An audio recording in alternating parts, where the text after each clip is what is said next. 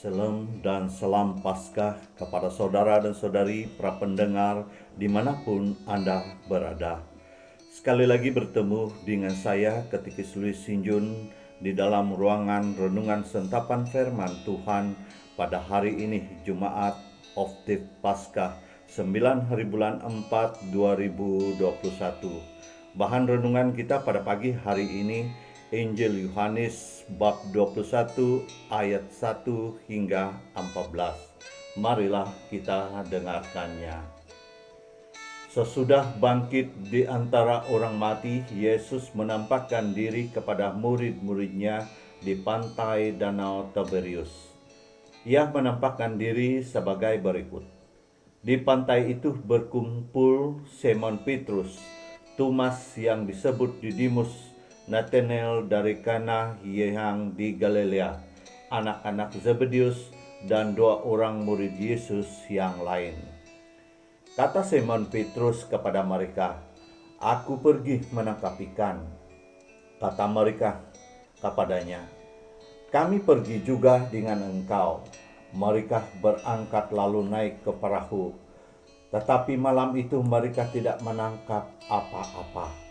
Ketika hari mula siang, Yesus berdiri di pantai, akan tetapi murid-murid itu tidak tahu bahwa itu adalah Yesus. Kata Yesus kepada mereka, "Hai anak-anak, adakah kamu mempunyai lauk pauk?" Jawab mereka, "Tidak ada."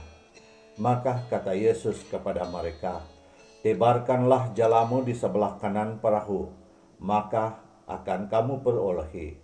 Lalu mereka mendebarkannya, dan mereka tidak dapat menariknya lagi karena banyaknya ikan. Maka murid yang dikasihi Yesus berkata kepada Petrus, "Itu Tuhan." Ketika Petrus mendengar bahwa itu adalah Tuhan, maka ia mengenakan pakaiannya sebab ia tidak berpakaian, lalu turun ke dalam danau. Murid-murid yang lain datang dengan perahu karena mereka tidak jauh dari darat, hanya kira-kira 200 hektar saja, dan mereka menghala jala yang penuh ikan itu. Ketika tiba di darat, mereka melihat ada api arang dan di atasnya ada ikan serta roti. Kata Yesus kepada mereka, "Bawalah beberapa ikan yang baru kamu angkat itu." Simon Petrus naik ke perahu lalu menghala jala itu ke darat, penuh ikan-ikan besar, 153 ekor banyaknya, dan sungguh pun banyaknya itu ikan, jala tidak goyak. Kata Yesus kepada mereka, "Marilah dan sarapanlah." Tidak ada di antara murid-murid itu yang berani bertanya kepadanya, "Siapa engkau?" Sebab mereka tahu bahwa ia adalah Tuhan Yesus. Yesus maju ke depan mengambil roti dan memberikannya kepada mereka. Demikian juga ikan itu. Itulah ketiga kalinya Yesus menampakkan diri kepada murid-muridnya sesudah ia bangkit dari antara orang mati. Demikianlah sabda Tuhan. Terpujilah Kristus. Saudara dan saudari yang terkasih, seandainya kita yang di pihak murid-murid Yesus sesudah mengalami kematian Yesus, lalu setelah beberapa hari Yesus memperlihatkan diri bahwa dia telah bangkit dari antara orang mati, tentu saja perasaan dan kegembiraan tidak dapat digambarkan pada masa itu. Pembacaan hari ini membawa kita mengerti walaupun murid-murid Yesus telah mengikuti Yesus sekian lama dan mendengar pengajaran Yesus, namun mereka belum paham dan mengerti. Lihat saja tindakan dan perilaku mereka. Mereka seolah-olah berada di persimpangan jalan dan tidak tahu arah mana mau dituju. Hinggalah seperti yang kita dengar sebentar tadi, Simon Petrus mau pergi menangkap ikan, dan yang lain juga mau turut sama. Dan hinggalah semalaman mereka menangkap ikan, namun mereka ketandusan hasil tangkapan ikan, dan tidak seekor pun ikan mereka perolehi. Sehinggalah Yesus hadir dan mengarahkan supaya mereka menebarkan jala di sebelah kanan perahu, dan mereka memperolehi ikan yang begitu banyak, dan mereka sadar bahwa hanya Yesus saja yang boleh mengadakan mukjizat ataupun pekerjaan sedemikian rupa. Dan setelah Simon Petrus sadar bahwa itu Yesus, dengan spontan Simon Petrus memakai baju dan terjun ke dalam danau untuk mendapatkan Yesus.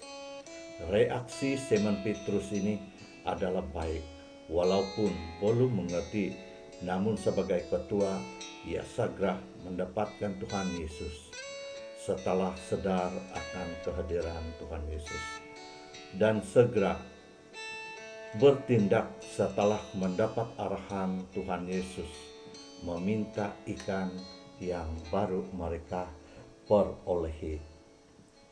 Saudara dan saudari yang terkasih, sebenarnya kita amat bersyukur walaupun pada mulanya murid-murid Yesus ini tidak tahu apa-apa, namun setelah Roh Kudus turun ke atas mereka, mereka telah menjalankan tugas mereka masing-masing. Hinggalah pewartaan mereka sampai pada kita hingga ke hari ini. Malahan di seluruh dunia, pewartaan mereka tentang penebusan telah diwartakan.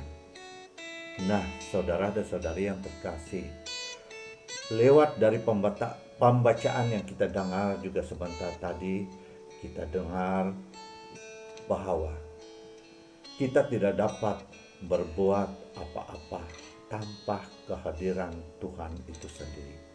Begitu juga di dalam setiap pelayanan kita, apa juga tugasan kita, sama ada kita di dalam ahli biasa, di dalam KKD kita, pengurusi, setiausaha ataupun apa saja, sama ada kita di dalam ahli jawatan KKD, pelayan altar, warden, liturgi, Alkitab, ataupun katekis, dan sebagainya. Tanpa campur tangan Tuhan, kita tidak dapat berbuat apa-apa, dan tidak ada satupun hasilnya yang baik. Malahan, kesunyian, kesombongan, benci, amarah, dendam, tinggi diri, dan sebagainya. Saudara dan saudari yang terkasih, marilah kita senantiasa peka akan kehadiran Tuhan lewat Roh Kudus-Nya yang senantiasa bekerja pada setiap kita. Kita sadar kita masih di dalam bimbingan Roh Kudus. Seandainya kita dapat merasa cinta kasih Tuhan itu dengan kita merasa kasih, sukacita, damai, kesabaran, kemurahan, kebaikan, kesetiaan, kelemah lembutan, dan penguasaan diri. Saudara dan saudari yang terkasih, semoga demikian jadinya pada setiap kita. Tuhan memberkati kita. Atas nama Bapa dan Putra dan Roh Kudus. Amin.